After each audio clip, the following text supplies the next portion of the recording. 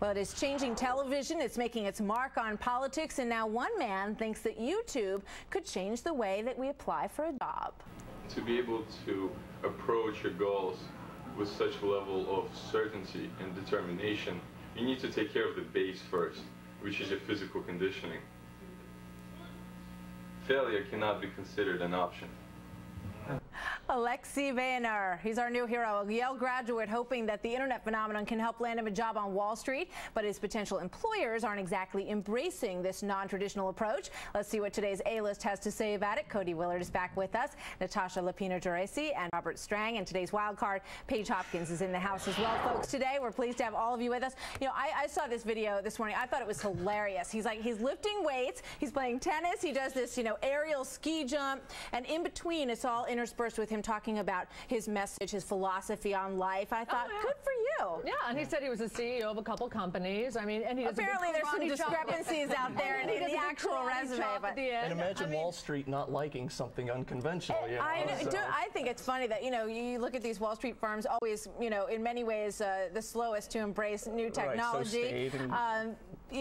Reacting in a way that... The fact of the matter is, you want someone who's going to challenge you. You want someone who's going to do things differently. You want to turn it upside down. I mean, I'll offer this guy a job right here on national TV. We're talking about him on national TV. Got a job, Cody Willard. And sign you right up, Alexei. But, Martha, I think for most of the institutional, we were talking about this earlier, they're not going to hire somebody like this. They don't want somebody who could take down Richard Branson. Look at the people who think outside the box. They are truly, but they're entrepreneurs. They're not going to work for a multi-billion-dollar company. I have a feeling this guy's going to end up being an entrepreneur, too. Exactly. I mean, I'd be very surprised if he ends up landing a job at Goldman Sachs. At the very least, he probably has an agent by now, and here we are on the #1 cable news network. Chatting about him. Exactly. We're giving him the biggest boost. But, it's an interesting method, but it goes to the fact that YouTube and things like it are changing the way that we do things in this world. What do you think, Natasha? I think it's fabulous. Everybody sends out a resume. It's like, these are my grades. This is the great school I went to. You are ahead of the pack. You'll get that interview. Right. Your foot is in the door. And if you don't get that job, it looks now his whole life is going to change just from doing something different. There was a front page story today in the Wall Street Journal on YouTube, and I thought this might be a little bit late. I mean, those stories have been out there for a long time in terms of George Allen's experience and all the rest of them. You got to get used to it. This is the revolution itself. What speaks to what you're saying, that this guy is able to leverage the powers of the internet to produce, create, and distribute a video. And yes, now he's actually on national TV. The world is his oyster because of it. This is like Governor Schwarzenegger 25 years ago. If he had the internet, he would have been doing this stuff. Am I right? But there's a dark side to it too, because this senator from Montana was photographed, and we all have our down moments. He was snoozing in very unflattering situations. Conrad Burns, and that has worked against him in his campaign.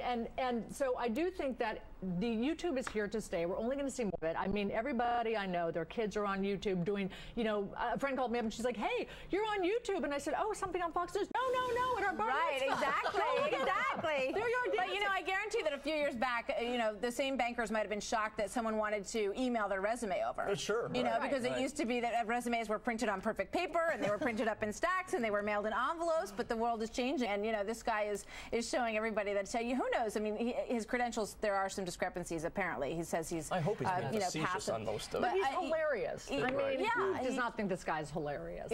I know it's good stuff, and we wish him well. I think we might find out that we don't. But so far, Rupert Murdoch's office right now. I thought it was very well produced, didn't you, Paige? I mean, from a television perspective, he had his act together, and that's one of the interesting things about YouTube as well. And again, that's part of the revolution, because what happens is that the cost of producing things on your laptop sitting next to us, if you can film it with a $500 camcorder, put it on your $1,000 laptop, and use software that comes with it. And that's exactly what's happening in these congressional races. Absolutely. They have guys who are paid for each race. They're just walking around with those little video cameras, ready to catch somebody. There's an invasive quality to it, and it's more invasion of privacy. I mean, as the internet is, and I'd be interested to know what you think about this, because as the internet with Wikipedia and all that kind of stuff, this is just more of that invasive. All right, we're going to take a quick break. And the Wall Street Journal reporter that we were talking about moments ago, Daniel Pearl, who you all remember was brutally killed by Al-Qaeda terrorists.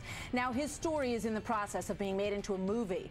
But the film star, Angelina Jolie, says that this is not a film about terrorism or conflict. And the A-list, we're going to talk to the A-list on that, as Jolie and Pitt are in India shooting that movie.